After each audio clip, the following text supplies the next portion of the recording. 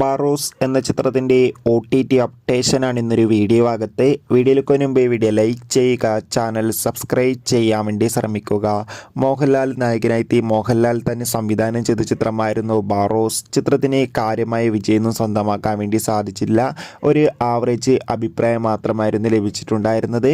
എന്നാലും എല്ലാ സിനിമാ പ്രേമികളും ഒരേപോലെ ബാറോസ് എന്ന ചിത്രത്തിൻ്റെ OTT റിലീസിനായി കാത്തിരിക്കുന്നുണ്ടായിരുന്നു.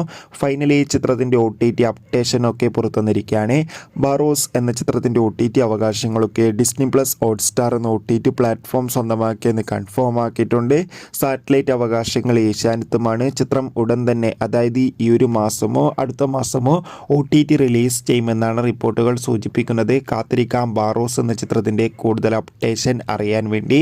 ഈ വരുന്ന ജനുവരി മാസം OTT റിലീസ് ചെയ്യുന്ന മറ്റു ചിത്രങ്ങളുടെ വീഡിയോ ചാനൽ ഭാഗം പരിശോധിച്ചാൽ നിങ്ങൾക്ക് കാണാം. അതൊക്കെ ഒന്ന് കാണുക. അടുത്തൊരു വീഡിയോയിൽ കാണുമ്പോൾ